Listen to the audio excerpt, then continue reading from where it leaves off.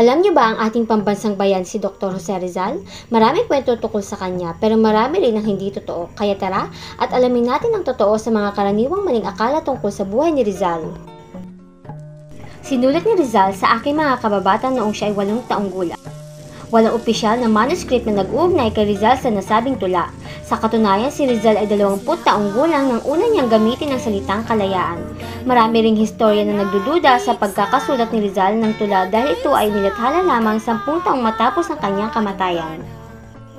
Rizal wanted to be a politician. Totoo kaya na gusto ni Rizal maging politiko? Ang totoo, hindi direktang sinabi ni Rizal na gusto niyang maging politiko. Mas interesado siya sa pagbabago sa pamamagitan ng edukasyon at pagkakaisa. Si Rizal ay isang bayani na nagpapakita ng kanyang pagmamahal sa kanyang bayan sa pamamagitan ng kanyang mga akda. Patuloy nating ipagmalaki ang kanyang mga aral at ang kanyang mga ambag sa ating kasaysayan.